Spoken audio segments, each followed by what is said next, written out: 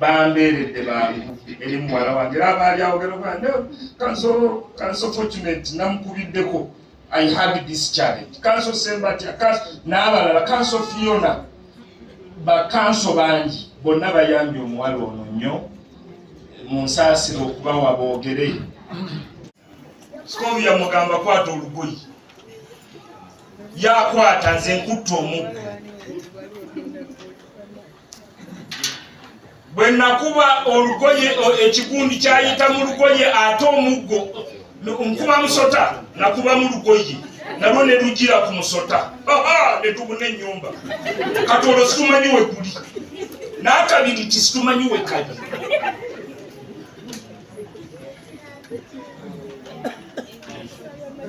kati oyo bwe twazirwana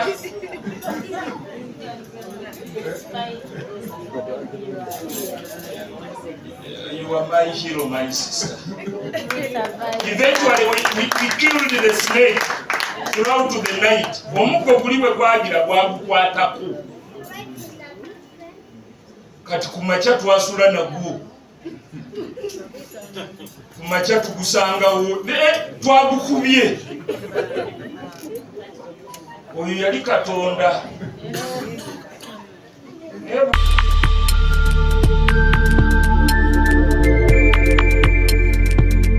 You are watching BGP TV, the Father's Heart.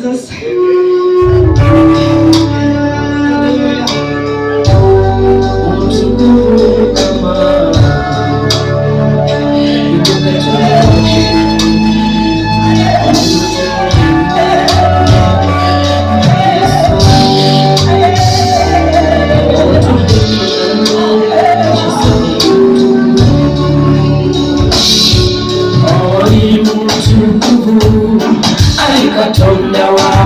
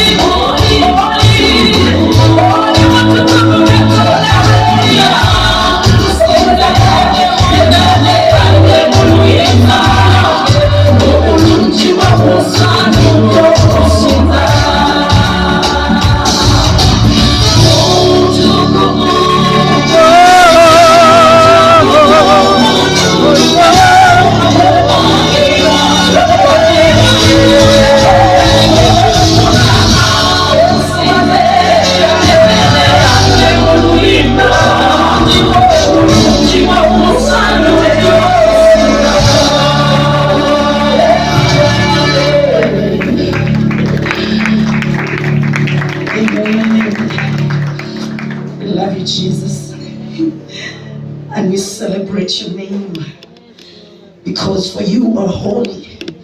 The Bible says that every knee bow and every tongue confess there is the Lord.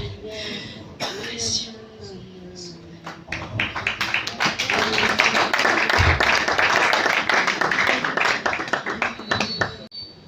Kwa mukama yebazibwe. Yazanyo Katonda waffe. Nga sinatandika kwogera nadde nsaba kanso Sembatya ne kanso Honorable Kristi mbeereyo ogambulire. Kansa nkubidde ng'ava Kyotera, jjukira namutuukirira nga Lydia agamba nze lo entuukirira kanso Ssembatya nga jangu oyogereko naye. Kanso Ssembatya waba waali tayinza kuvaawo nga abadde mulwadde. I know he has been sick.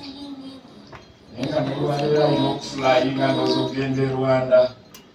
Kanso Ssembatya Commissioner Legal and Parliamentary Affairs, East African Community.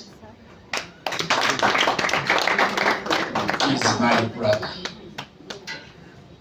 He's my best man wange. He's my good friend. Era nange mbadde best man we. Kimanya alina olugendo olunene lwakoze mu India. Nabwayogerayo ebigambo nga byebyo Mukama wange. Ng'ennyonyi tennakuleka. Sebo nagivuddeko dda. Mukama wange neeyanziza omugole waffe wamu n'abagole abagenyi baffe mwenna abali wano akawungeezi kano. N'essanyu lyansusse okuba nti ndi mu kifo kino kulwa muwala waffe Lydia Nayiga Luwondo. Mbitereezezza?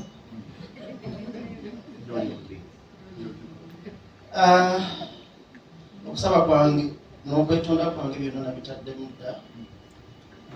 Lwaki sisobodde kubeera wano mu budde obwange nsuubiddwa? Oba oliawo nandibadde ku mwanjo nnyo okuteekateeka omukolo guno, naye ebyaloberawo nnyingi okweggala byankutte era nentuuka mu kaseera kentuukire. Naye nkimanyi Luwondo mu mutima gwe yansonyiye dda, era abali wano nga mugamba nti lwaki Ssembatya atuuse leeti, kibafiiriddeko kubanga Luwondo yansonyiye.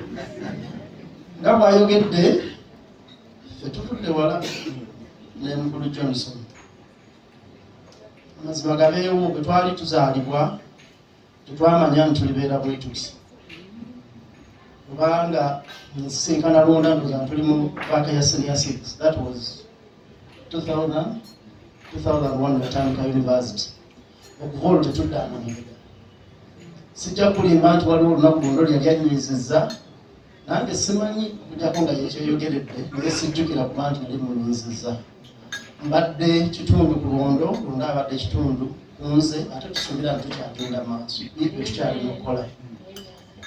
Aboogezi babadde bangi, nsanze ekitundu ekisinga kyogedde, naye ate nfunye omukisa okuwuliriza abandiko gye boogedde. Sijja biddamu, naye ate kijja kuba kyabulyaza amaanya obutasuulayo kagambo kamu bubiri eri muwala waffe Lydia ng'atuuse ku kkula lino ery'okumaliriza diguli ey'amateeka, bagiyita Bachelor of Laws. Mu Lulatini amateeka gye gaatandikira bagiyita Legam Baccalaureus, nga kye kinnyonnyolwa nti amateeka, oba osomye amateeka. Ekyokubiri, bannamateeka beeyita ba Land Friends. Land Friends tekitegeeza nti baba baasoma nnyo naye baba bamanyi. Simanyi babirina enjawulo kuba osomye ennyo ate n'okubeera omumanyi. Balooya abasinga oba bonna babeera bamanyi, ya Land Friends. Nina omukisa nange okuba nti ndi omu ku abo.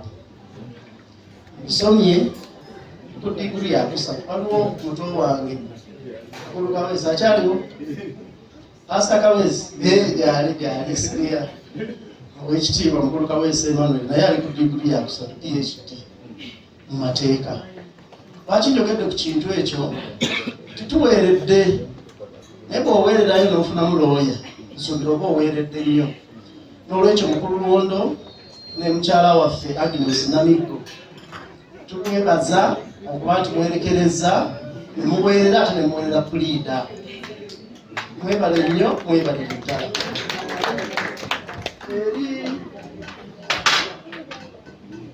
Eri puliida waffe kati bamuyita New Child on the Block, yayingidde kati tetugenze tukaddiwa kati tugenda tuvaawo tebayingira ku center stage. Waliwo principles nga 2-3 zinagala okwogeraku nga puliida. Neighbor principle. Neighbor principle eno omusango gwe yavaamu, naye ate nga principle etendabaawo waliwo ekitabo ekitukuvu. Pulidde wano abasinga ono kyetwalema kyokka okukwatagana ebirala byonna tubikoze akulembera nebiro bisooka n'agoberera naye ekyokulokoka naye nga byekolera ddala byo byennyini ebyekiruka wange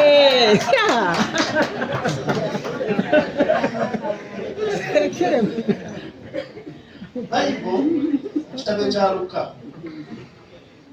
chapter ya 10 olulimi lutandikira ku 27 okudda waggulu waliwo parable eya Good Samaritan nga Good Samaritan yoyo omuyambi yes era eyakyogerako eyaleeta parable eyo yali lawyer, was a law expert nagezaako okubuuza Yesu nkola ntya okusembera n'ensembero y'obwakabaka bwa Katonda ne bamugamba yagala nnyo Katondawo ate yagala ne neighbour nga bwe weeyagala. Ekigambo kyange Florence kyange Florence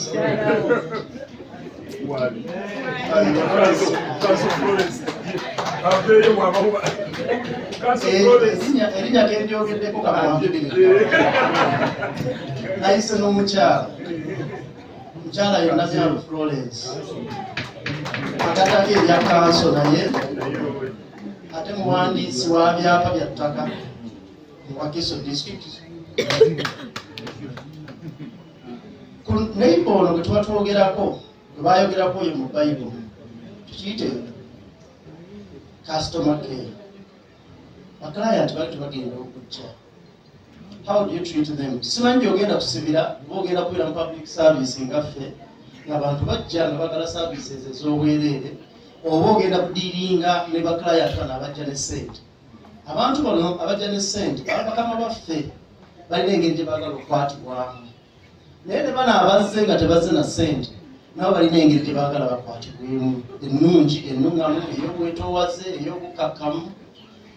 Tukoze emirimu gino nze natandika okukolera gavumenti mu 2025 mpezezza emyaka 19 omuwulira nga boogera nti commissioner kiba kitegeeza nti oyise mu kawonvu n'akagwa okutuuka ku bwa commissioner. Olina okuba ng'osaaviza n'ova ku officer n'odda ku senior n'odda ku principal n'odda ku assistant commissioner n'odda ku commissioner. Bw'ova ku commissioner kitegeeza ofa contestant ow'enkalakkaliro oba permanent secretary nga kyekitiibwa ekisembayo okusaavinga mu civil service. Baklayant bano abajja ewaffe bali ab'okusasula n'abatali bakusasula baagala nnyo bakwata obulungi. Mu professional nte tulimu nze ekyomukisa omubi kola bino ebya gavumenti ate neeno neteekayo okuzi mu private kubanga bwe nali nsoma amateeka gano nze ekyantwalayo kwali retirement yange ngenda kuwummulirawa. Empumula njagala mbe nga mbeewaka ssaawa zange 4 nengenda mu chambers nengenda mu kooti bekoze emisango nenfunayo ekyokulya nenzira ewaka nembeera nga ndi okay. Kakati abantu bano Pastor Sekyewa kyogeddeko nnyo agamba nti balooya abasinga beefudde bakiwa tebafaayo balindagala nga buli mwambwa obuzze oba tukomawo entyo oba so tusuubira nti Idi yaye tufunye olwaleero yagenda kubeera wanjawulo. Know who your client is. Invoke that neighbor principle. Yes, Stevenson and Donovan Mani Bulungi ani neighbor who is your client. You owe them a duty of care. Balabirire babudde ate tujja kwejjusa ekyo kimu kimaze. Ekyokubiri mulimu challenges eziri mu private practice. Olaba ogenze eyo kubanga ebikolo bina bingi toyinza na bimalawo. Actually bwe nali nakatandika bwenti okuwoza ebyemisango ng'afuuse puliida natyanga nnyo ngamba nze abeeka kuteeri n'afuna ddi baklayant abasobola okumbenzaawo mu Kampala nakityanga nnyo totya. There are so many clients to the extent ojja kulwa n'obudde obubo obeere ng'olinga omusibe eri bakamaawo mu clients bo. So challenge egenda okubeera muziringa 2-3 bakusuubira ntogenda kubeera w'amazima bakusuubira nti sente otala za bwereere amazima gabeewo abaliwa balooya batunda budde kubeera n'otuula na president yo n'obaga omusango dakiika 10 n'ogenda mu kooti n'owapiyalingayo dakiika 5 n'ogamba omuntu njagala $2 million pastor yazitidde buli ate basenior lawyer bajja kusaba nnyingi kituufu. Kaakati bwe basaba ennyingi kiba kitegeeza nti baatwala obudde bungi okuyiga engeri gye bangulyamu ekintu ekyo kigwemanga kyekizibu kyokka ekibeeramu. Naye ekizibu kyogenda okusanga kyenkuwoningamu kyekyokubiiringa billing clients. It's very challenging. Nkulonda ajja kujja Mulaba gamba omuntu alabika buli musabeemu ajja kwanguyira ojjini. Osange Kanimba Ssembatya mugamba atonoruza yeetaaga ate nga Ssembatya yagenda okwanguka emiliyoni ate olwo ye ataazikolemu ku emitwalo 5. N'olwekyo striking a balance awo kulaba nti balansinga interest zo ng'omuntu neza profession nakyo kijja kubeerera kisibu. So weetegeke. Otherwise oyinza okuyendinga engatto zikuguddeko olubege mu tawuni, blouse oyambala eyabiridde, tolina bw'obeerawo because at the end of the day being clients becomes a very big challenge. Naye tumanyi nti Mukama lwa ye mubeezi ojja kubisobola. Ekyokusatu weetegeka. Tebaatugamba nga tusoma ku Lord Government Center nti lawyer alina ebintu bisatu byokka: prepare. Ebintu bisatu. Weetegeke era weetegeke. Kobenga ogenda kwogeza na client, compose yourself. Know what you're going to say, what you should say. Ogenda mu court, otuuka mu court omuntu n'otunda client n'otunda lawyer omulala n'okane lawyer ono yade biteeka okubaamu akabulamu. Yes, naye tusuubira Lydia ajja kusobola okwetegeka era ajja kwetegeka era yeetegeke. Ekyokuna social capital and the social network, which defines your network. Bani boli nabo first era kyogeddeko n'agamba n'abantu n'obulino abagole bonna togenda kufuna balala. The friends are not going to come from Mars. Bano boli nabo either nga bakuwa emirimu oba ngo partneringa nabo. Kye tukirizaamu nga balooya tebatukozesa tukola ne bannaffe. Sinza muddawo ne ngamba nti ngenda kuwa Lydia omulimu, nja kuyita Lydia ajje tukole ffembi kubanga kyemmanyi oba oli awo ayinza n'okubanga akimanyi nnyo okusinga nze. So in process eno olina okubeera n'abantu. The living testimony is Mr. Londo Johnson. Naye ate ku Londo Johnson ono gw'olabako abala bonna abali wonna abalala batasobodde kujja bayitirivu abamuli emabega. That is his net worth. That is his social network, and that's how he has managed to pull off so many things. N'olwekyo nga gwe Lydia kuuma mikwano gyo mukole partnership. Pastor amaze n'okukola offer okulondooza ekimanyi n'omusaba n'onga nti enkya njagala lukola lofama etteeka lyaffe zibu liyinza obutakukkiriza enkya kubeera nti okulawo lofama. Olina okumala wano n'ogenda ku LDC n'osoma ate omala LDC bateruwedde enrollment yokka okuteeka ku lisiti y'abalooya naye kijja kutwalira emyaka ng'ebiri oba 3 oba gumu bw'oba olivererake ng'omaliriza omaze okutikkirwa LDC. Naye social capital kyekikulu. Amazima gabeewo. Nze ndi wa mukisa nti Bondo client wange nze mbadde mukolera naye sikutya kubanga waliwo ebimu byensobola okukola oba wempita ate nga Lydia tajja kusobola kukola ki kuyitawo. But as time goes by, I know Lydia is very versatile. She will be able to get on board and move on. So emphasis yange is on that social network, social capital, and how you behave. Be yourself. Amazima gano olumu gakaawa mazibuzibu naye gezaako okubeera n'abantu. Mikwano gyaffe bangi bwetandika wano okubuuza abaguddewo fayini ewange oba beekoleddeko bangi betwasula bana bamaanyi Muyomba Jude, bamukulu Kiddu, bamukulu Kayima, bamukulu Menyanindekani. They are all our friends and they have made us who we are. Twafuna nnyingi ate omanya nti oli mukwano gwo tobiiringa nnyo kiyitiridde kubakuba oba akuba awumba engalo mpola bwebanga nomo transaction ekikolera miliyoni 2 baba Londo yazze mukambe kaleetayo 7 sobola okutambula nakaleke kumusanga ate ekyasikira atakamuntu akasikidde kukubo ate biki, you know. That is very clear. 3, personal development. Pastor tugiddeko soma lamusomu bamuyita Lord Benning. Yali musajja w'amaanyi nnyo netwajja amateeka eyo UK. Agamba you cannot take a benefit without suffering the attendant burden. Tosobola kwagala kunywerwa nga togumidde bukubi olina kuyitamu. Kati waba oyagala okubeera commission mu government olina okuguma togenda kuyita bingi. Bagenda kutuma olumba bugambe nga n'okuweereza caayi oweereza abakulu. Senior wakugambe Lydia mpaako kacaayi awo yogedde ku Mwami Jonathan Muwaganya. I know him as the chief state attorney. I think currently is at anti-corruption court. I've appeared with him in a case at Buganda Road Court when he was still there. Yes, now he's the chief state attorney. Ojja kutuuka ng'okola n'emwaganya kugambe Lydia nyambaako awo mpeereza kacaayi. Naye nga nange oli lawyer, qualifications alina nazo okola ki? Z'olina. What am I emphasizing? Gezaako okulaba nti weefaako. As I currently talk, I've studied so many degrees. I'm writing my final thesis to masters ey'amateeka. Naye nga zeesoose okusoma saagala zimenya kubanga nnyingiko. Kakati bw'osanga ebintu ebimu nti nsobola obikola, sibikola lwakuba maanyi gange wabula ngakola olw'ebintu ebyezempitamu. N'olwekyo genda mu maaso, soma. LDC omukulu omusemanga ndowooza akyogeddeko, si nzibu ng'abantu bwe bagamba. Ekyo abali wano nga bagiyitamu bagamba nti ogwedde tekubamuka. But LDC nga bwe mugiwulira, nze nzikiriza nti si nze.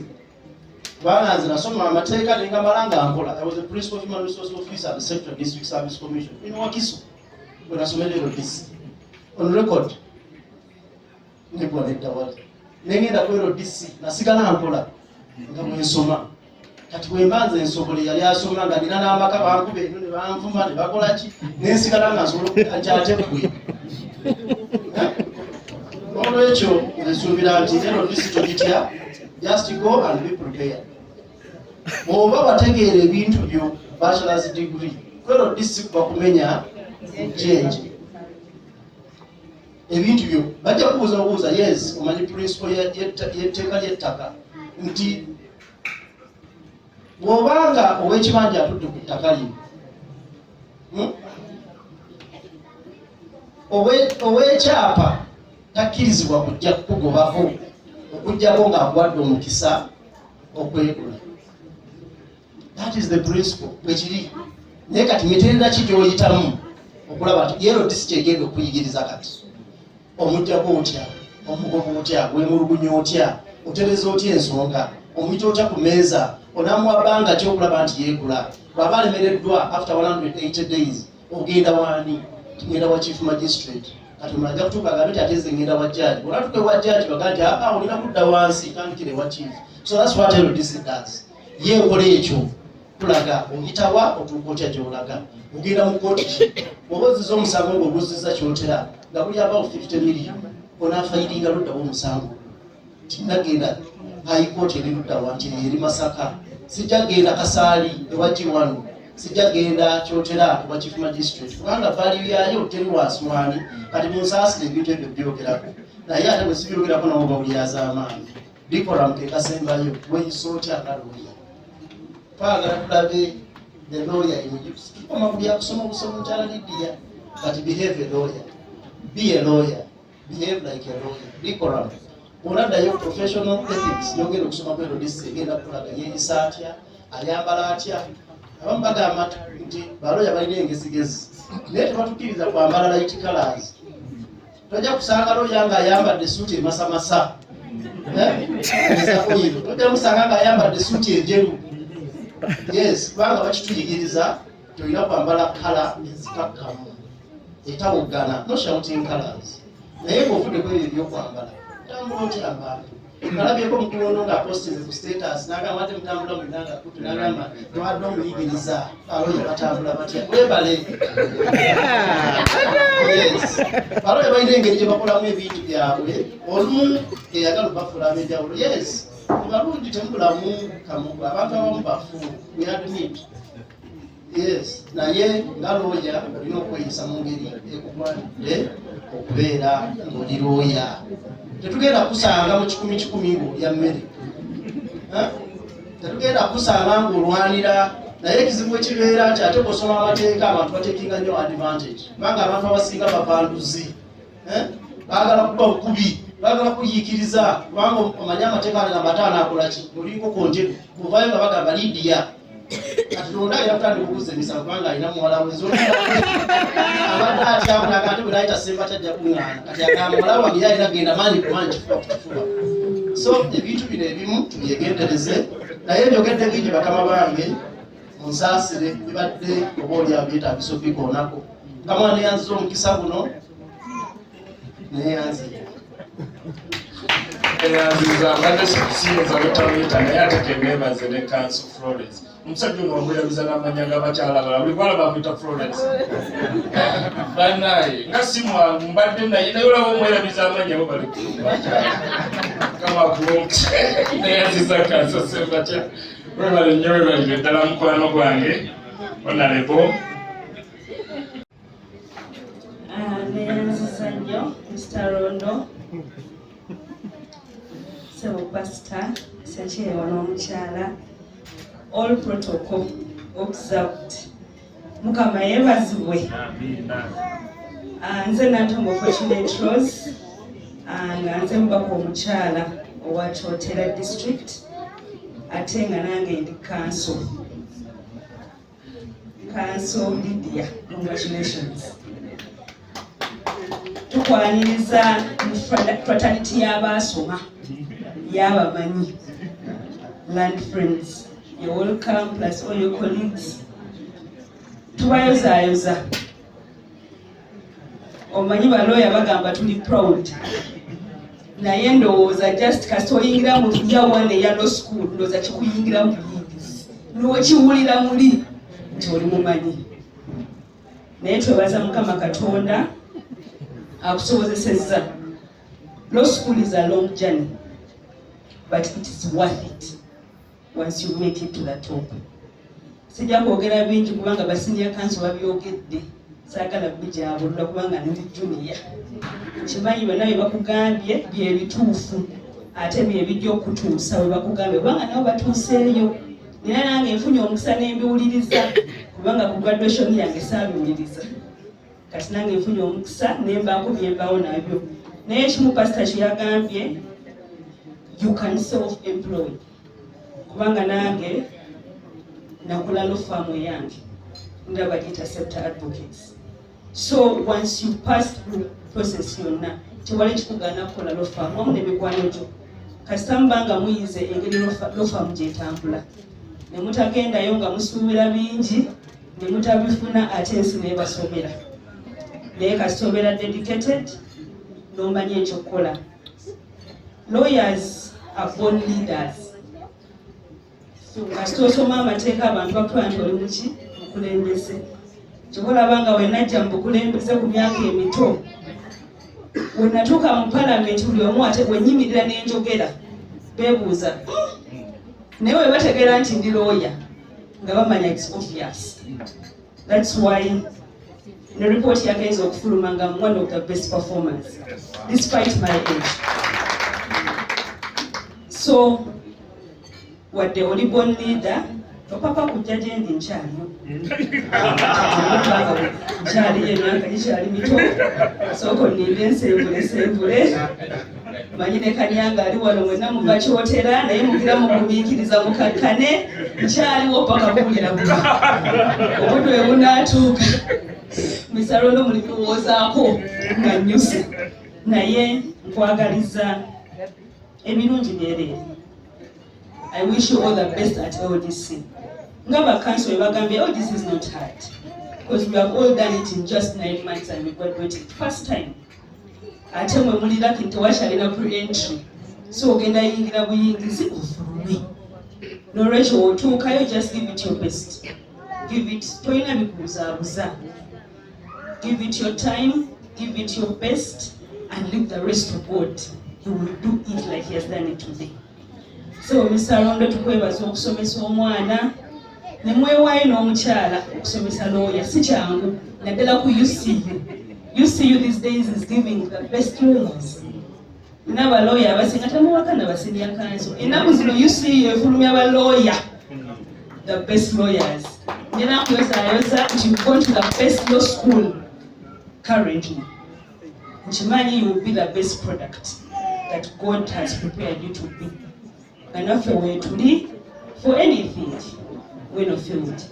So Mr. Rondo, bagaliza okukola omulungi. I'm sorry nti natuusa kikeerezi naye navudde Kyotera nga naye waliyo graduations nyingi. Naye ne ngamba waakiri naatuuka nga mufuluma mbeeko obugambo obutono bwe ngamba junior council kubanga kati nze ndi senior wakitegeera. Naye mbagaliza omukono omulungi. I wish you the best and may God bless you. Neyanza nnyo wanango banaye munsaasira abantu abo bonna okwogera. Abantu abo bawadde omukisa okwogera kubanga bonna nabaintroduce nga tulidi era Lydia abayina mu simu ze amuweereza buweereza kanso kino kitabuse namubuulira bwakiyitako bambeeredde bangu eri muwala wange era abaali awogera bwande kanso fortunate namukubiddeko I had this challenge kanso Sembati n'abalala kanso Fiona bakanso bangi bonna bayambye omuwala ono nnyo mu nsaasiro okubawa boogere ne kanso senior kanso yabitandikirako muwala wange ajja kuhaba sigwe kagoje okubeera naye akuba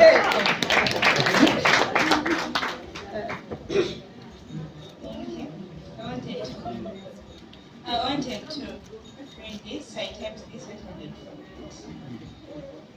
for you. My beloved mom and dad, heartfelt gratitude is a summary of my submission to you. I wrote this speech down lest I forget the majors due to the excitement. Today we stand here to celebrate the product of your resilient will, sacrifice, selfless support, patience, overwhelming love, and so much more that I can list. The crowds may roulette over my victory, but you've been the engine behind propelling me forward from behind the curtains. Thank you so much. I'm indebted to you for the holistic upbringing. By your hands, I have been nurtured and molded into that I am today. Mom, Dad, you are the perfect Proverbs 22:6 kind of parents. You've trained me up in the ways I should go, and I promise to keep by those ways. You have led me by example, just like a train moves right ahead of its wagons, and the letter comes following the railway.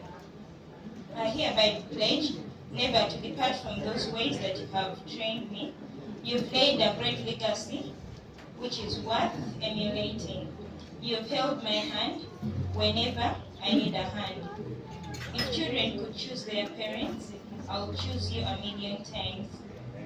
Thanks to God for having planned it this way.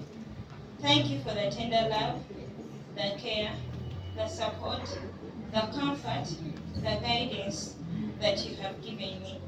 If I was still an infant and they asked me what I want to become in future, I would gladly say, I don't just want to become like you, but I want to be you when I grow up. I have grown up to love myself right from the first things you gave me, that is my name. Dear Mom and Dad, I'm not a gambler to say I can bet on you. Let me rather say I can always count on you in every situation. All you've done for me, I'm not incapable of giving back. More blessings is what you deserve. A little present I have for you. I know I can't give you all, but from the bottom of my heart,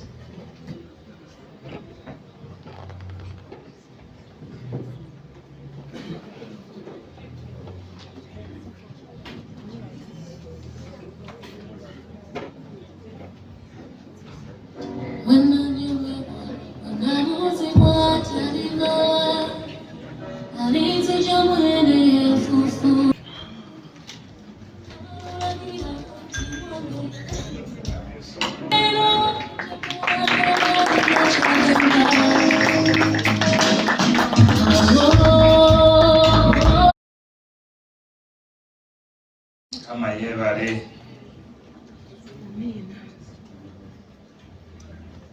kama yampa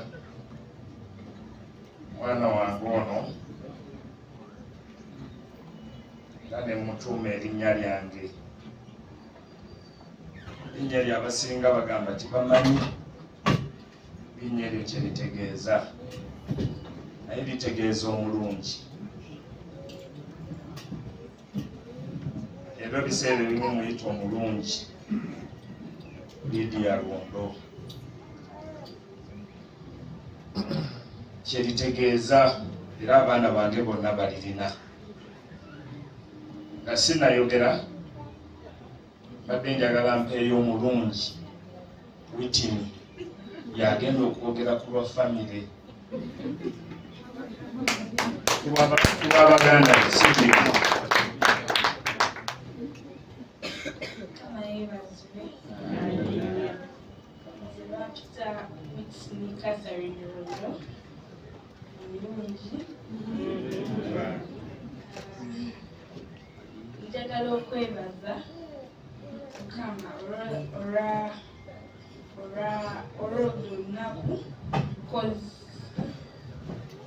tekibadde kyangu, especially for my sister.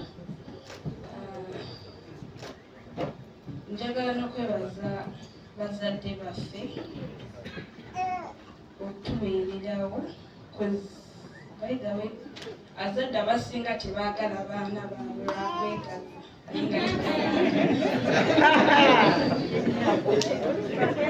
naye nze simanyiwo bazadde abalala babaagala, ife abaffe babaagala. Because we go to school, my sister goes to school, she went to school and she's still going to school. Njagala n'okwebaza Mukama atuleese this far, because it was not by our power, not by our might, but the Lord has done it. Most especially, I want to welcome all of you. Most ceremonies bayita abantu ne batangira, but I want to thank you okujja, mwebale kujja.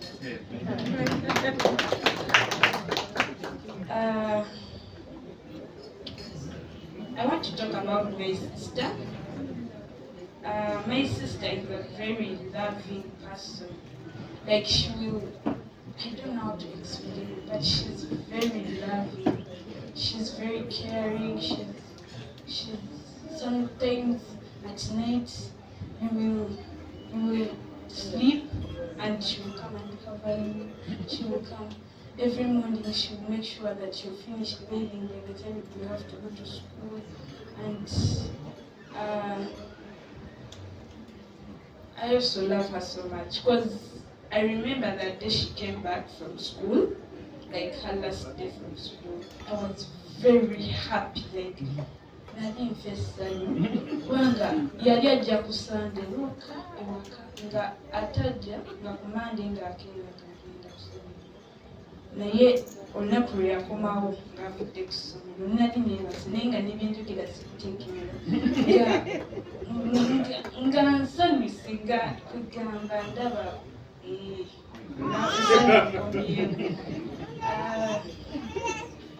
my sister is very loving. I must say that she respects people. Like, I won't say elders, I won't say the young, but she has respect for everyone. My sister, another thing I know about her, she loves children. Like, she loves children. That's why at church she uses a Sunday school department. My sister is very hardworking, because managing school and daddy's work is a bit hard. Because me, sisobola kubanga nsoma nkeera nkirira wa daddy, eno bwe nsoma ku Saturday,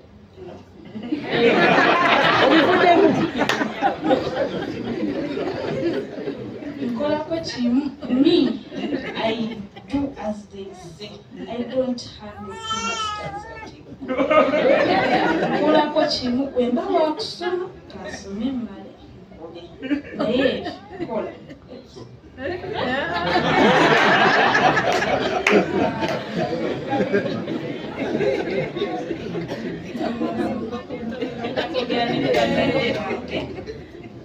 bazadde bange. They are very hardworking, they are very loving. Me, I'm not literally more of low. Njagala nnyo business, I love business. Kati amateeka sigamanyi. Naye at least business, if it is for school and you put me in a business, at least I can work. But my parents are the people you will see working every day. Like my dad has been sick within this week, but he will show that he's going to wake up at this time, he'll go and work. Sometimes he'll come for you at school, sometimes he will. So they are very hardworking. They love God. They serve God. Bagala Katonda. Manga, literally as they said, my dad is the chairperson, strategic planning committee at church. They love God, my parents love God. They pray for us. Yes, that's at least what I know about my parents. Me, as a young child, call myself young because I'm young and I've not yet graduated. So you. When I graduate, you call me big girl. Yes.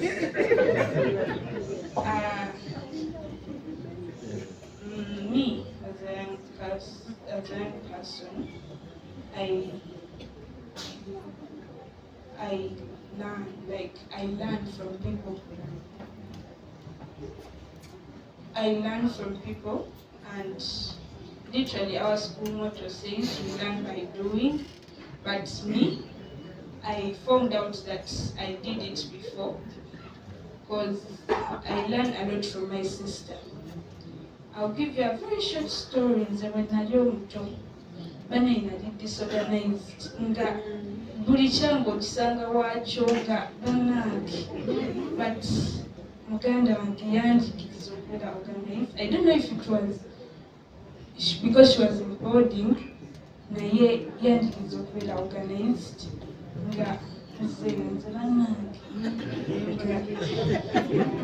ng'ekintu kye bayita okubeera organized sikolagana nakyo, naye neebaza Mukama. Era kyensembayo okwogera, I promise to work hard and also reach the success of my sister. Bya famire oyo omwogezi wa famire babitegedde babitegedde abyogedde naye twebaza Katonda.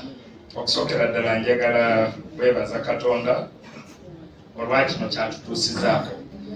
Muyinza ogala lwaki abantu abamu bakola ebintu bino, naye Pastor Fred byanjogeddeko bimala okumanya lwaki I am celebrating and I'm giving thanks to the Lord. Namukkiriza byogere byonna nyina ensonga lwaki neebaza Katonda. Bwe ndaba omwana wange nga graduatinze siyinza kuteebaza Katonda kubanga abadde Katonda. Neebaza mikwano gyange oba mikwano gya famire egy'enjawulo, naye nga sinadda ku mikwano gyange kyensookere n'eno. Neebaza Princess, neebaza omumbejja ono,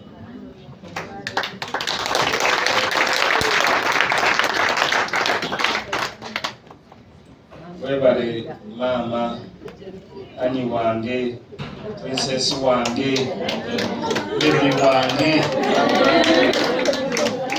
Era mukiraba kikyali kibebi bwabunene. Kwebaza mukwano gwange olwabyera byokoze mu baana baffe. Kyemumanyiko kiri kimu, abakazi mwenna akalowoozo k'eryo baweeri. Omukazi bw'abeera musabi n'alabye abakazi abasabi, olowooza olumu yayimukanga yasookanga kusabira mu kisenge, naye n'alabanga olumu abanga ntawaanya, alyoka adda mu ddiiro n'avaayo n'asabira ebisenge by'abaana, n'asabira obuliri, n'asabira engoye zaabwe, buli kimu, n'asabira emmere, kwegamba buli kimu kye. N'alabye omukazi omusabi, omukazi ono omusabi, era byonna tubituuseeko lwa kusaba. For Lydia's case, nga Lydia bw'abagambye yaŋŋambanga kola ekimusanyula. Ayagala nnyo okukola ekisanyula Lydia. That is her. Kati tunasasula school fees z'abalala zonna eza Lydia zezisooka. So nkwebaza mukwano gwange, webale nnyo kubanga achievements ezo zonna zizze olw'okubeera ng'ofaayo. Neneebaza mu ngeri ey'enjawulo bazadde bange abanzaalira omukyala. Maama waali, maama babuulireko ku ngalo situnuddeeyo.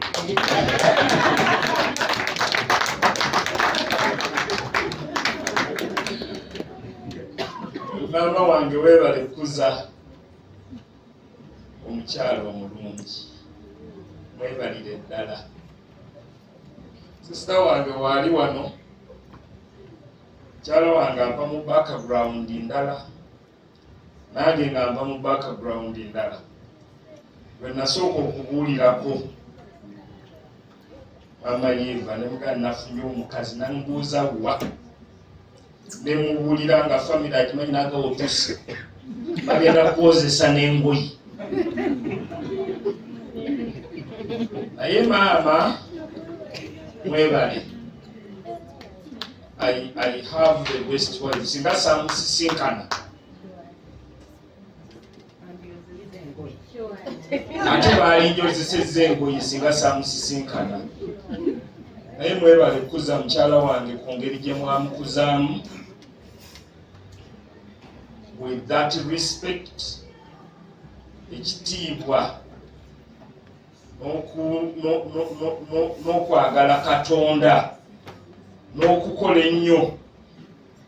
Alina ebigambo ebimu bye yagamba, nze taata wange yaŋŋamba wongaanira okukola akeera ku mulyango ogwo ku makya. Kati ekitegeeza alina bye yakoppa ku taata, taata yabimugamba nze omwana wange n'afumbira omusajja n'amugaana okukola nkeera ku mulyango.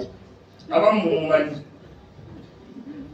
Ezo ze testimony ze yampanga mukyala wange. Weebale kumumiikiriza bintu bingi bye muyigiddeko nga ngamba nze taata wange yaŋŋamba. Okay, taata we yagamba ne mugaa tukole ekyo. So ekyo kiva ku bazadde. Mwebale mikwano, taata taliiwo naye amanyi nti oli wano, naye munneebalize nnyo ku lwa mukyala wange. Neneebaza bazadde bange, Mama Sarah ne taata. Boogeddeko, maama nzikiriza njogere bino. Mama Sarah Kiyingirwe yajja ewaffe. Scovia asese n'okuseka. Scovia mububireko, Scovia n'omwami mububire ku Madam Sarah. Oyo gwe wali onoonya oyo. Madam Sarah made sure nti atuprotectinga sister wange ako kasista kange kaprosi kafumbirwa katoomu. Naye naawe muko nkwebaza, webala okakuuma nga kanyirivu bwe katyo. Madam Sarah Kingi ngenda munoonya anti yali Minister wa Internal Affairs nga yakulira poliisi yonna. Muko n'asooka n'abuukako n'agenda e Tanzania. Muko nsaasira okubyogera naye njagala kulaga obuzito bwa maama. Maama oyo yatulabirira. Bwe nasooka omukwata mugalo nga bw'olaba olaba mu akaddiye ng'ali bw'atyo, kati baliriramu we yabeerera minisita. Kubanga njijukira yajjira mu nnyonyi n'egwa e Kakuuto, kati emmotoka ne zimugirako n'ez'abasirikale, jjukira yatwala poliisi. Ne bagamba minisita ajja, ne mukwatako bwenti mugalo. Nempulira obugalo bwa minisita nga bugonda nganja kufiirawo wano. Bwaba omukazi bugonda bwe buti, nange ngenda kusoma nfiirewo. You are an inspiration to me so much. Mama Veronica.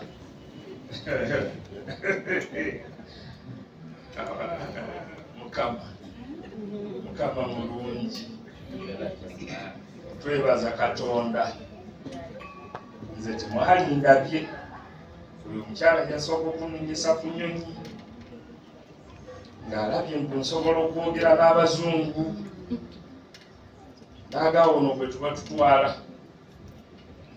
n'antraininga biki bwe naabyogera kubanga nali mbiina naye nga binisikante naye genda mu kyaki erimu n'abantu bangi nenjogera agambye twavaayo ne millions and millions. Ekimu kyeyerabidde bwe yambuuza nti sente zino tuzikozesa eki ffe nga tetulina nnyumba namugamba bazimbiremu abaana abalala ennyumba nagajjoniso gweolumirirwa abalala nga nawe tolina nnyumba kubanga twali tulina akayumba kaffe enkuba bwetonnya ebisenge bigwa siko byokajjukira ebisenge ne bigwa nojja ne bwaddayo mangu byate nze nfiireeyo tufiire wano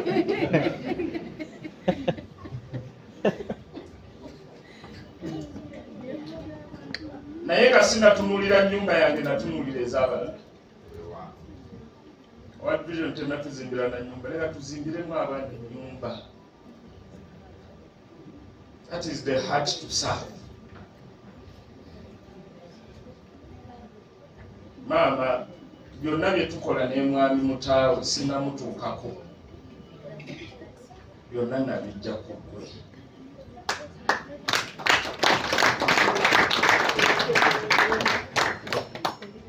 Saawa zino tulina ekitongole ekiyamba abaana baweza 1,000 ndowooza nga 100+ ekiweerera abaana naye gwe buli kyolaba kyenkola omuyuuyo dokita yimirira oyo ali mu kusoma masters mu by'abakyala oba gynecologist y'omu ku mwana gwe twaweerera okuva mu P7 yamusanga ekaweepe n'emulago mu Women's Hospital amaliriza masters ye kati awo ngenda okudda ku Lydia tonnamaliriza okimanyi nti Dr. Mazinga twasalawo adde yasome naye si kusoma kwokka ne tukola ne partnership naye eddwaliro bagenda liyita batya Pastor Fred adayogera ku partnership John Mark Hospital bamuyita Mark nze John son. So very soon 6 months from now tugenda kutandika eddwaliro mu kibuga yebayita John Mark Hospital, and that's what we call partnership. Gwe abantu obalabamu ki era bw'olaba John Mark Hospital tiweewuunya tumaze okumobilizinga resources ezimala n'ekitundu twakiguze eriraga kati gwe bw'oliraba tiweewuunya abasiku wadde bagamba nti kiki kyogenda okukola partnerships ki zogenda okukola n'abantu. Nakola partnership ne mwami mutaawe ogambye nti kuva buto bakumpi omulabanga muganda wange wakitegeredde namwe 6 nti si muganda wange naye egyo gye gimu ku mikwano egiyamba gye tutambudde nagyo ne tutambula nga kumpi bwe nsalawo wa mutaawe mukyala mutaawe agamba mwami Bondo yagambye mwami mutaawe bw'asalawo ewange princess agamba mwami mutaawe yagambye. Egyo gy'emikwano gye bakugamba mwana wange gwe mikwano kiyoyina kinkoze bulungi nti oleese mikwano gye actually mikwano gye ng'ogyeko mu maka tewali mukwano gwe simanyi n'abalenzi ababaddewo mbamanyi Lydia bw'agira ati ngamba ddadi n'amasimu gaabwe ngalina bwe nkuba ku ya Lydia nga teriiwo nga last born ate ono aliwa mikwano gya Lydia gyonna naye Council Martha kwebaza erinnya lyo ndiwulidde buli wamu oluusi tulira akaali bitukutte ne Lydia naga ngenda kenkubire Council Martha kenkubire Martha Kifixins so weebale kubeera mukwano gwa muwala wange weebale nnyo nga maze bamaama mikwano gyange abasumba bange olwaleero lwensoose okulaba Bishop ng'abadde ku mukolo nzedde ku mikolo naye nezituuka ssaawa zino okakwati naye olaba Bishop kwali mukwano gwange weebale nnyo abasumba Mami Feba Mami Sakira oba alaze wano omwami bonna weebali bombi basumba Pastor Fred wabwe nkuyite ki Pastor Fred twava Mami Richard yabagambye nti tuli bantu banjawulo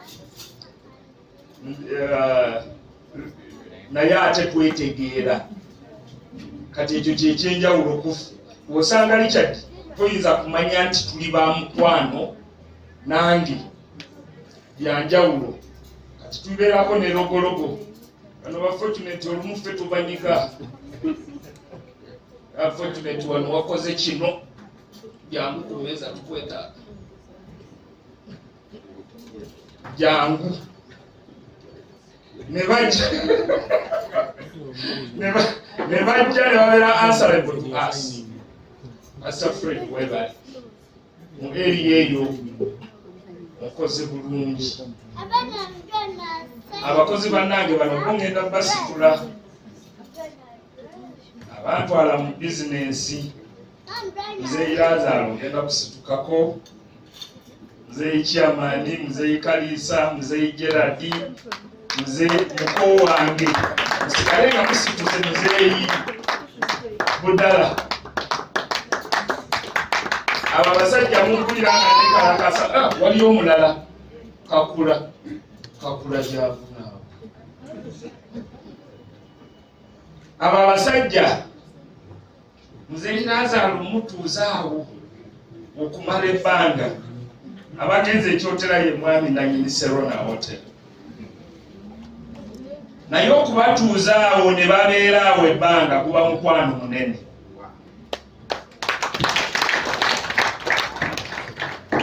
Mikwano gyange mwebale ne bantwala e China Muzeeyi Lazaro ojja kusula wano tujja kusula mu kino ekisenge basatu nga nzaani asula ne Muzeeyi Lazaro tujja kusula ruumu ey'ebitanda ebisatu nga nzaani nga bwe mumumanyi nammwe abeewaffe Muzeeyi Lazaro nanga tujja kusula wano ffembi ebyo ebintu tibabigula batyo Muzeeyi Chairman mwebale kunjigiriza business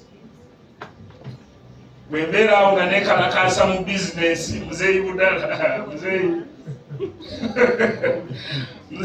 Muzeeyi Kalisa Muzeeyi Kalisa yonoono gwe mulaba eno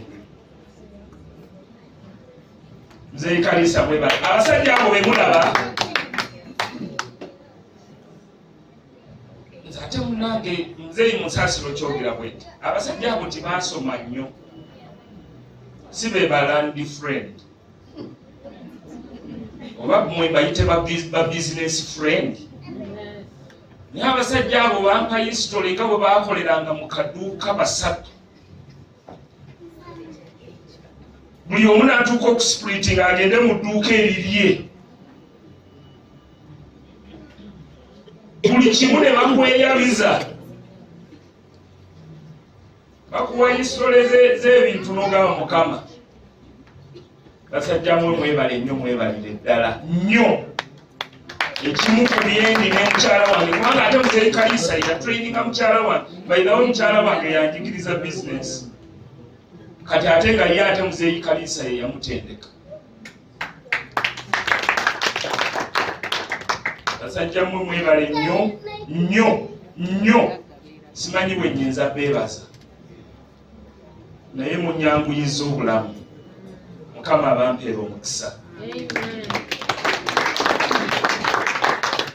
Nenzira ku b'enganda zange, ab'enganda zange muyimire nga ntandikidde ku taata nsaasira okuyimiriza taata Asani Mato ne maama. Ab'enganda zange muyimirireko.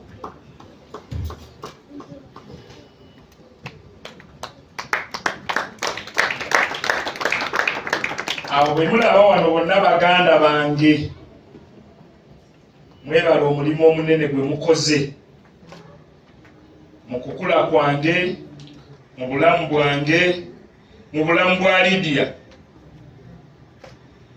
Mwebale nnyo, mwebalire ddala. Mukama abampeera omukisa nnyo. Mukoddomi wange mukojjeme Judy ayogedde Kagaati. Naye oyo gw'olaba ng'avuga ppiki n'ajja ekako nga ndeetedde akagaati kaafu kiro. Nange ndye Kagaati. Muko wange nyirirako. Mwebale nnyo. Oyo muko wange. Ono ewaka ye Simoolo obi ye mwami we. Mwebale kuuma Simoolo waffe. Mwebale nnyo, webalire ddala. Pros. Oyo bwe twazirwana. Nakuwayo kasitole kamu. Nsoose kwogera ku laifu yange. Lumu tubeera mu nju. Kasitole akamu. Omubbi ajja. Kumanya ababbi maama agambye nti wali abagundi ku nnyumba ekyekikadde. Wa division etuwa bulangiti. Bwetuwa bulangiti empya. Kwolwo lwennyini enkuba etonnya. Jukira ekiyumba kyaffe nga buli wamu osobola okuyisaawo ekyo mukono ekitulina okugulawo. Omubbi ayingira mu nju. Bw'amala okuyingira mu nju, Scovia yasooka omuwulira.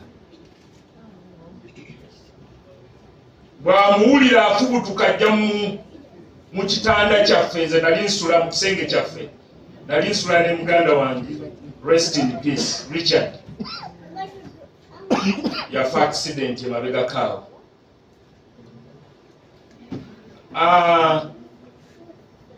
Ajja. Baba. Omubbi. Richard amubuuza ekikugyeyo kiki? Bw'abala omubuuza ekikugyeyo kiki? Bema oyagala tusa, oyagala tutemya. Olwo tumanyi omubbi ono okuva lwafu kutusa tutema bulambirira. Richard amugoba ddayo n'agamba siddayo, at least nesooseka mu kitanda wansi. Scovia agwa mu kitanda wansi. Bw'agwa mu kitanda wansi tuli baana ffenna kubanga myaka nga 13 awo. Ffe bakulu. Richard aŋŋamba Scovia ali wansi naye njagala kufukana ng'afuka. Tosekuka kubala osekukira moti.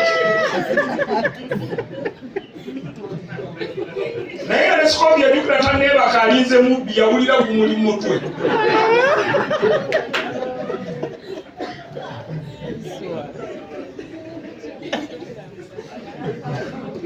Kati oyo bwe twazirwana batandikira otuzimbira ennyumba omusota bwetuyingira. Emisota ffe waffe bitulinga biyingira nga bwejjagala. Scovia mugamba kwata olugoyi. Yakwata nze nkutta omuggo. Bwe nakuba olugoye ekigundi kyayita mu lugoye ate omuggo nkuba musota nakuba mu lugoye nalwo ne lugira ku musota. Ne tubuna ennyumba. Kati olwo situmanyi we guli. N'akabiri ti situmanyi we kali.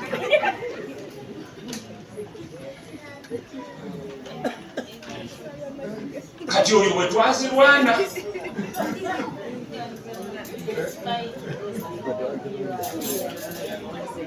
You are my hero, my sister.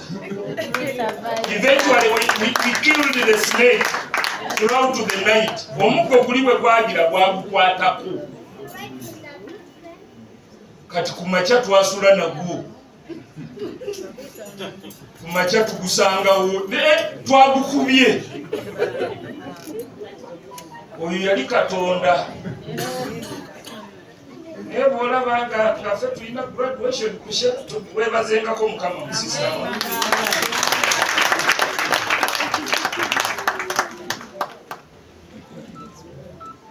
njagadde bawo kalisitola ako era kyekimu ku kyatwagaza okuddayo tuyambe abaana ebyamwami Richard sijja byogerako naye tufaanaganya hisitolo yiri yali mutemi wa Mpuuta ambadde nga abasijja byogerako nti wali otema Mpuuta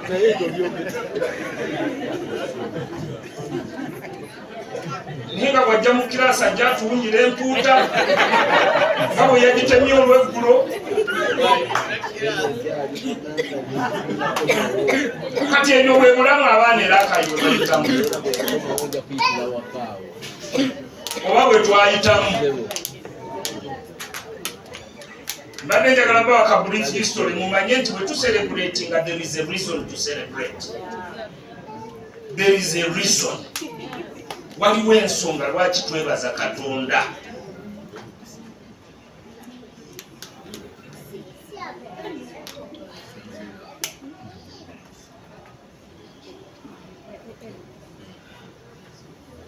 Nebaza Lydia. Lydia webale. Wangamba you will make me proud. Ero kikoze. Ne Lydia okutuukako bw'atuuse nja kwebaza Kanso Kawesi ne Kanso Sembatya ne bakanso zabala Kanso Fiona Kanso bakanso sigamba kansozi bakansa mwebale kuyamba muwala wange okutuuka watuuse. Lydia webale kulwana, manyi oli mukazi alwana bw'oba olina kyoyagala okutuukako. Naye Lydia eyo si yenkomerero. Ffe nga bazadde bo tweyama obuwagizi bukyaliwo. Enkya bw'oba osaba masters genda, obusobozi bukyaliwo. Oba oyagala doctorate genda. Ate olaba tuweerera ba Dr. Mazinga ku masters kati ate omubikira akutukidde mu ngalo. Obusobozi bukyaliwo. Kanso Sembatya kyogeddeko ebitabo by'oyongerako bivaliwinga kinene nnyo. Kati nze bwe mba namalako masters taatawo bwe otagimalako oba onswazizza nnyo. Nze yayitambula mu bwe buti n'osula n'emisota ebisenge bikugwira ne malako masters kati bwe otagisoma oba onswazizza nnyo. Dali osome weeyongereko value.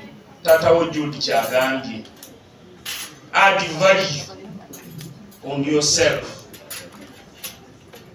Naye bw'omala okwegattako value, abogezi bangi bakyogeddeko ne bagamba gy'osomye diguli mpapula, naye engeri bwe weeyisa n'ebyo by'okola bye bijja okuditamininga kikyokola ki. Nze nnyina masters yange naye n'empapula simanyi gye ziri. Princess jo twadde tuzinoonya nagoba nazireka yewaka naye ezize nga tazirina. Titumanyi na gye ziri. Tuli eno tuyiriba, tuli mu kwetika box. Bamuzeyi Lazaro bwe bali mu tukola ki be balekitala abaffe senior lekitala Lazaro bwe bali kati ate be basiniya abaffe sayidi eyo. Kati bino ebitabo byo bikuyambako naye si yebeebere ki, si yebeebere enkomerero. Manyi abaana bange mbatraininze mu eri eyo. Mwami Rodini alina byakola byasobola. mwami mukyala Whitney alina byakola era buli omu wano omwana alina akawunti ye. Lydia amanyi nti olina akawunti yo naawe. Lydia abadde asoma lo naye ng'alina obuntu bwe bwakola. Bw'alaba taata alina kakola n'agamba nange njagala nteekewo kano, n'omukkiriza n'oteekawo. Era mbadde nkusaba ojje eno mu bayiribi nga biri ebirala obikola. Kanso Ssembatya mulaba ayiriba ate n'akola n'ebiri. Kati nga bw'okola biri ebirala nene ewaffe janguuyo bafuule gye tuli. Manyi nti ofunye amagezi agamala okuva ku maama ate n'okuva ku taata.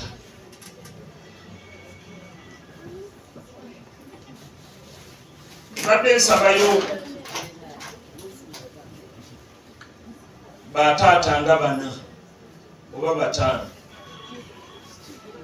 Tata Judy, Tata Ssembatya agenze wali naye mumuyita ne bataata ba Lazaro bakadde bange. Nze okuva lumwanjijayo ebyo ebitabo sibikiririzaamu nnyo. Eno ebyobusuubuzi eno bye bisinga okuntwala. Tata Judy jangu sebo nga bamaze omusabira ebyomwoyo n'abalala nga bamusabidde ebyebitabo. Kati ate njagala tumuasharinge mu bizinensi. Kati ku bino ba profesa mujja Tata Lazaro, Tata Chiamani, Tata Mukongobya, Tata Geradi, Muzeyi Kalisa mujja ne muzeyi Kakula ne muzeyi ate gundi aliwa mutawe. Waliwo wantata omulala Yuli sebo jangu Tata Magembe.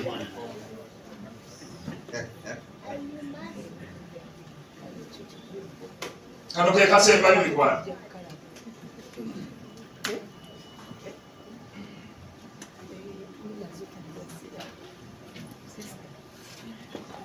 Tata mutawe ngesikula wabuvali. Nete tata kudala. Kyetulina kyetulangiriza ku mwana waffe.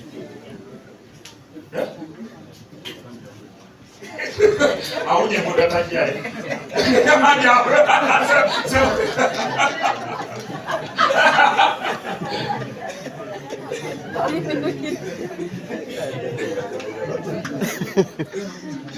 Jangu sebo mwami mutawe. Emputa yagwako. Emputa eri muto kati ekola magezi.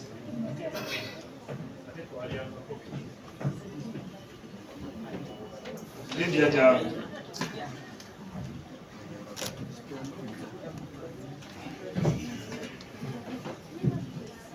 Katata mbasaba. Omwana ona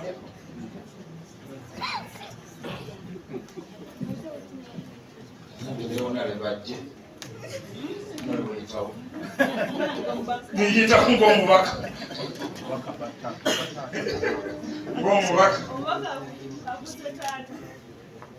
Kayima Jonan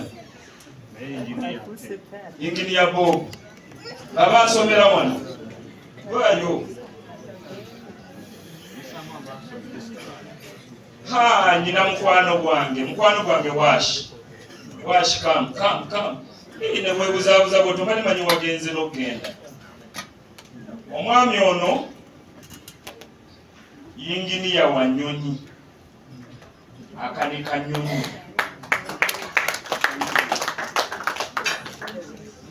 Yangamba nteeka okubeera ku mukolo gw'omwana waffe. Nali best man we era bwe mulabye mulengeredde wali ng'avaayo okusumika omwana nenga nange tegimuke ne ku mafuta ag'ennyonyi. Ali mu US naye yagambye tulw'omwana naye tulumutumidde eki tulumutumidde mwana. Omwana ono tugenda mwashalinga mu bizinesi ayinawo obusente bwe nanabwo ngenda bwogera ayinawo emiliyoni ze nga 12 mu mulimu gye gyabadde akola.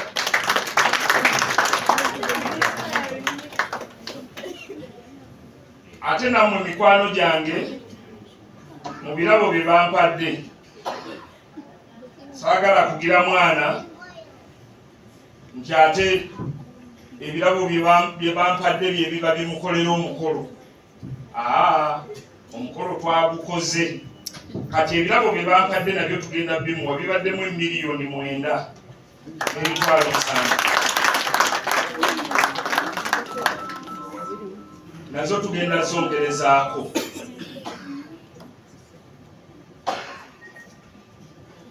Na buli ssekinnoomu ali wano ng'omuzadde agenda kwongereza ku mwana ono. At least muwaddemu item mwemu ku bizinesi yange gy'aba aleeta nja kubawa accountability. At least aleete emitayimbwa judi ebyo byokolamu.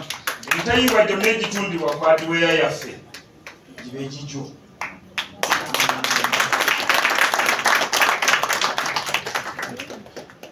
Awo wajja okutandikira mpola mpola ng'akola ebyalo ate akole n'ebirala ebisobola omukola nze eno binyumira muzeeyi ebyebitabo mbagayi n'empapula simanyi gye ziri. Abasajja be mulaba wano naye mu byonna yagadde tumutandikire ekintu ky'anaatandikirako wanaava jene ewaffe nawakubadde ng'akola biri. Saawa zino bwe twogerera alinawo emiliyoni ze nga 2 kozi ne mwami Jude already yamuwadde dda $3 3.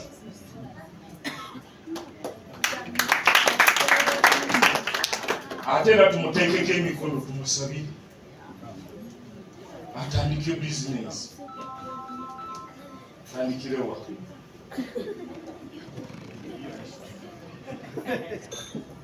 Nze mbamanyi bakama bange bakama bange mbamanyi tandikidde wakati tujja kudde mbamanyi bakama baffe.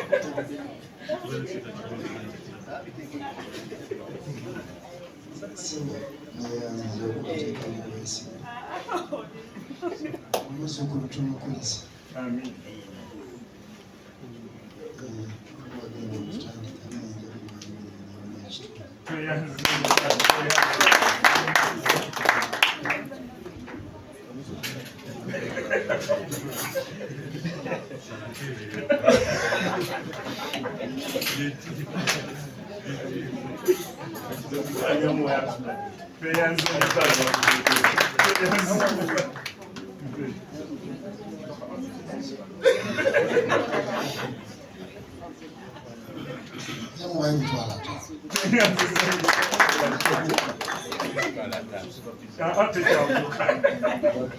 What business were working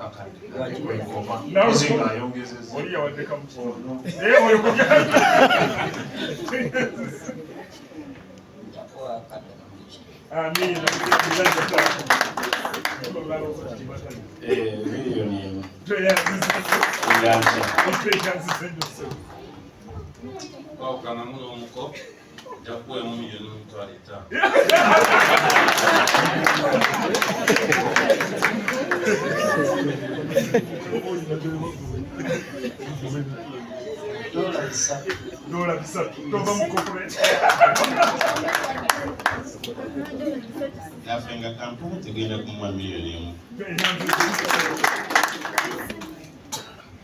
Yafenga wako kijja kwa milioni 1.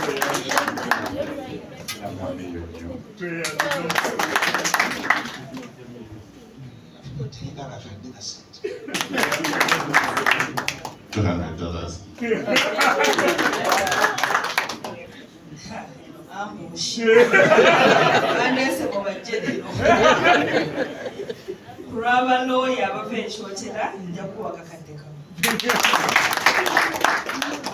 Bannange tweyanziza twagala tukole ebintu bwe tuti. Tuleke kukuŋŋaanya kujja ku mbaga. Nze Alison. Ne Mwami Vincent wali. Mwami Vincent ali. Okay. Mwami Alison. Gwe naawe njagala oyogere.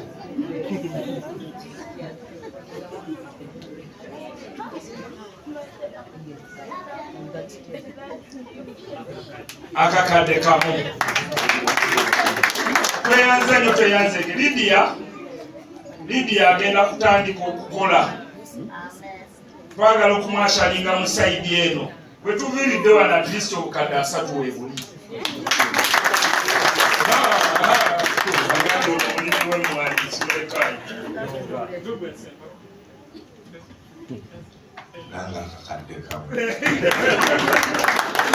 So tweyanziza Mzee Judy agenda tukulembera mu saala eno tumwashalinga eno ewaffe. Ndowooza emikolo nga gino abaana nga bano n'abakubadde bamaze okusoma mukimanyi bulungi bwe tubashalinga eno ewaffe kiyinza okwanguwako dani okumuwa obuweebirabo. Lydia tubadde tusobola okugamba tetugulire emmotoka naye kati olwedde tumaze ogigula ennene. Emmotoka ennene tumaze ogikola ki? Ogigula. Twagala ogyegulire naawe ogiwulire obulumi obugirimu ng'ozisobolayo n'ogiguleyo obukadde 10. Mukama kuwomesa gyoli.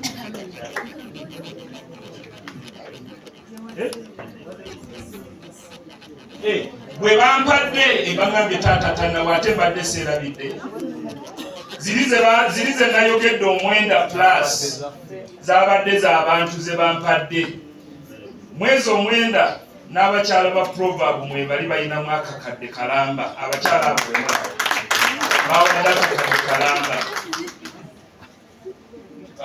Ezo omwenda plus tugenda kuzimuwa naye ne taata agenda agattako obukadde 10.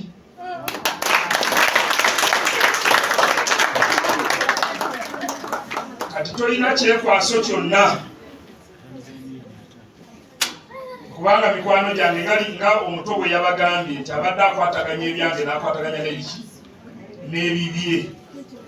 Kati tubadde twagala tutandikira awo ku bukadde obwo abakulu bano bwe batuwadde otandike bizinesi wandise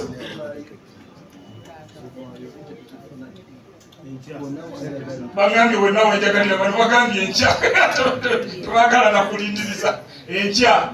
So Lydia omwezi nga gugwako gwetandika nze nange ewange nkuwaddeyo otandikire ku mitayimbwa at least gyonna egijja gooba ogisobola.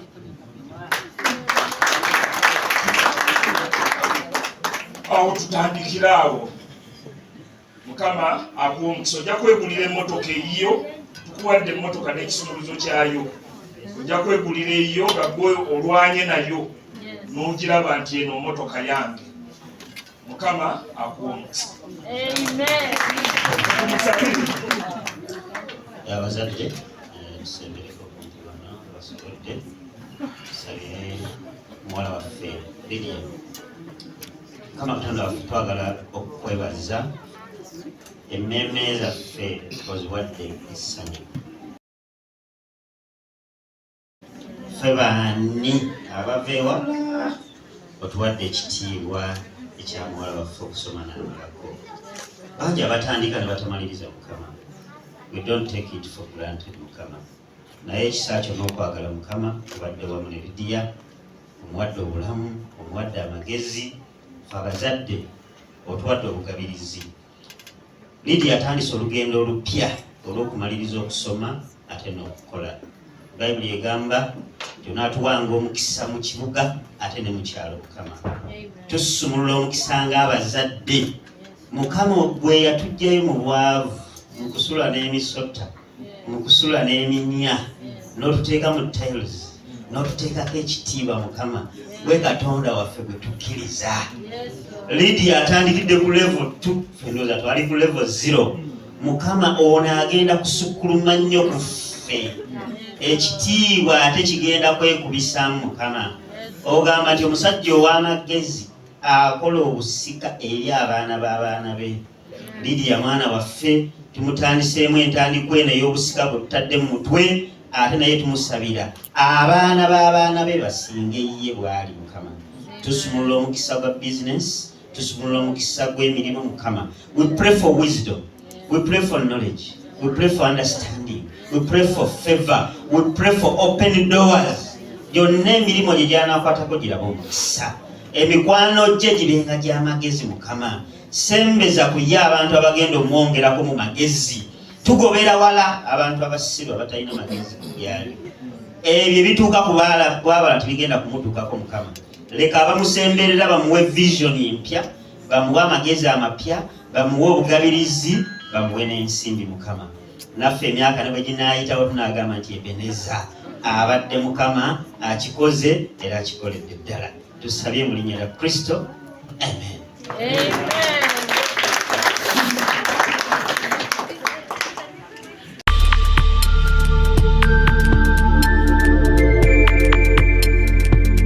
You are watching BGP TV, the Father's Heart.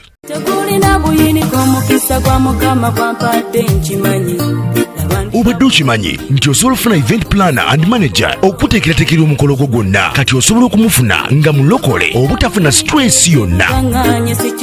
BGP Events be bantu abatuufu oyagala cakes, ebifaananyi ebirungi ne video, motoka z'abagole mu bika eby'enjawulo. Jangu tukuyambe, tukola decoration ali ku mulembe, tulina bridal gowns ne changing wear, obutebe, tents, abafumbi abalungi, saako PA system, ekyuma ekisunsula obulungi. Ate nga tukulira ne budget y'omukolo gwo ejja mu nsawo yo. Saakuba ushers baffe abali smart abataswaza mukolo gwo n'abogezi b'emikolo abalungi bakatumwa, ate nga tusobola n'okufunira reception y'omukolo gwo. Kati oyagala suuti, makanzu agatwalibwa ku buko oba gomesi, tubikufunira ku bisale ebirungi. BGP Events bwetegeka omukolo tukuletera n'abayimbi abasanyusa abagenyi bo, saako okukola selection y'ennyimba ezigendera ku mukolo gwo. Esimu 0775868131 oba tusange Facebook page yaffe oba Twitter, YouTube ne Instagram. Blessed Charles, Blessed Gospel Promotions, BGP Events. Twewaayo for excellence, flexibility, time, integrity and hard working.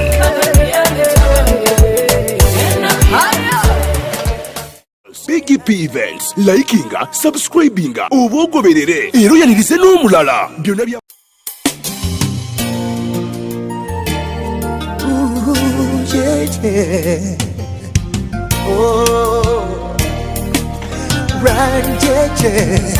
Katonda addira amasiga n'agafuula oluyimba, addira omwavu n'amufuula omugagga, olaba addira mu nnyanja n'atutemeramu ekkubo. Byewuunyisa byakola era bizibu okutegeera. Katonda addira amagumba n'agazaako ennyama, addira eddungu n'atonyesamu enkuba, olaba addira omusaayi n'agukamulamu entuuyo. Byewuunyisa byakola era bizibu okutegeera. Byewuunyisa Katonda byakola, weewuunyisa namugere kati wekanika. Oli Katonda w'essanyu, yeah.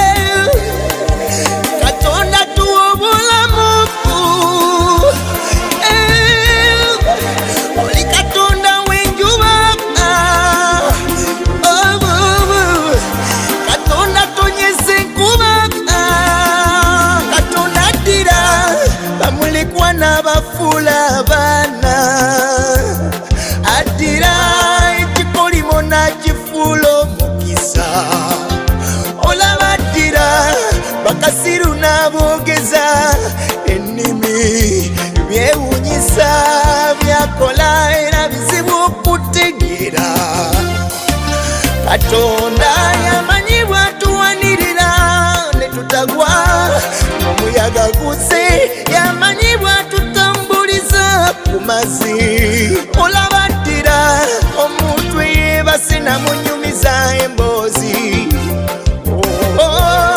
Mukama munange byonna obikira Katonda eddoboozi lyo libwatukangalatu olina amaanyi owanirira ensi mu mukono gwo oli Katonda w'essanyu Katonda tuwa obulamu oli Katonda w'enjuba Katonda tonyeza enkuba My God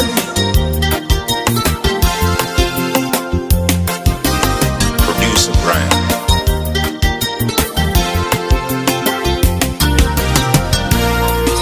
Sife Mukama naye erinnya lyo erinnya lyo ekitiibwa n'ettendo kibe olw'ekitiibwa kyo n'olw'ekisa kyo tubeerawo ffe tuli baana bo abakwesigaye kwatubudamya ne bwe kuba kulya ye kwatuwa emmere ey'okulya oli makerenda ag'omusujja ogutintimya ne bwe kaba kale nga kakutte ye gwagitonyeza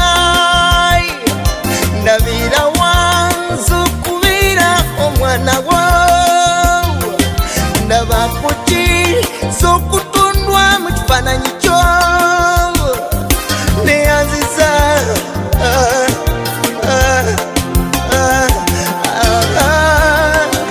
oli Katonda w'essanyu Katonda tuwa obulamu oli Katonda w'enjuba Katonda tonyeza enkuba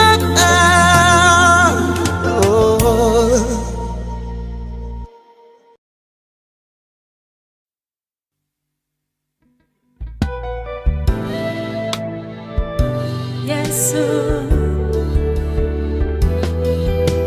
ebuzima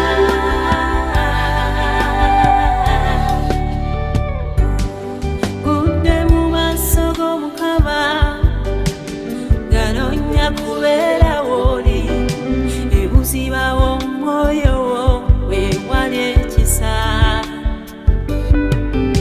kusaba ondage bye simanyanga kusaba ondage ebyamma bye watereka awo natuuka mu maaso g'Omukama empangula ebuziba Yesu ebuziba w'ennyanja ntwala ebuziba Yesu ebuziba w'ennyanja Yesu ebuziba ntwala ebuziba w'omwoyo wo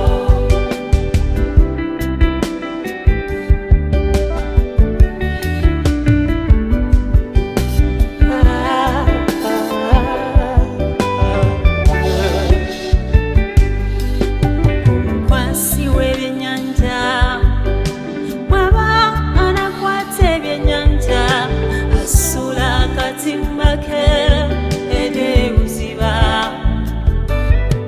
leero nsaba essala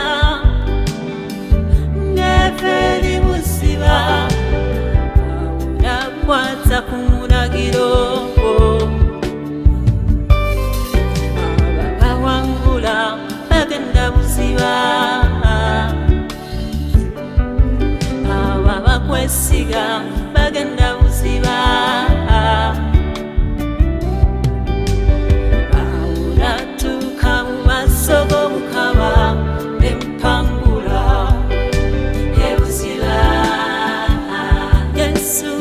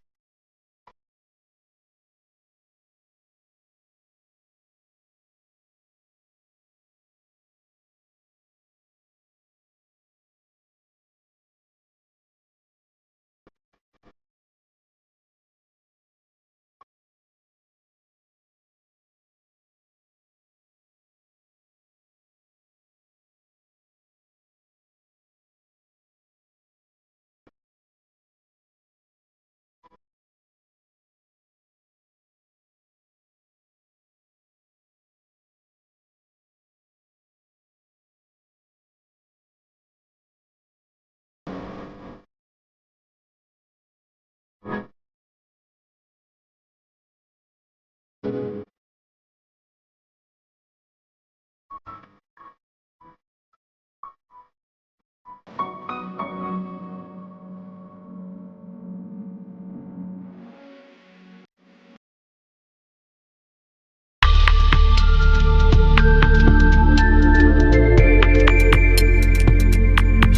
watching BGP TV, the Father's Heart.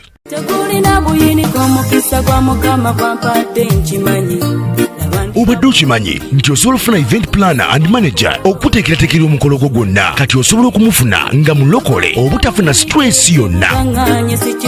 BGP Events be bantu abatuufu oyagala kekisi ebifaananyi ebirungi ne vidiyo motoka z'abagole mu bika eby'enjawulo jangu tukuyambe tukola decoration ali ku mulembe tulina bridal gowns ne changing wear obutebe tentsi abafumbi abalungi saako PA system ekyuma ekisunsula obulungi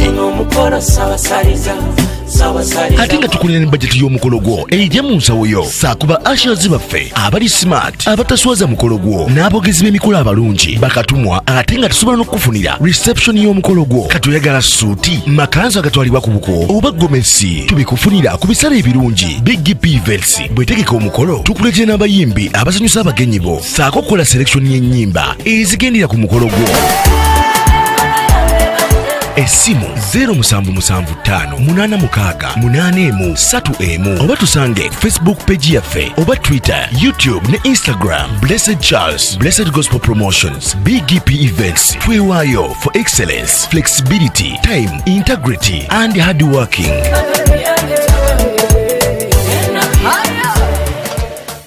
BGP Events, likinga, subscribinga, oba ogoberere era oyanirize n'omulala.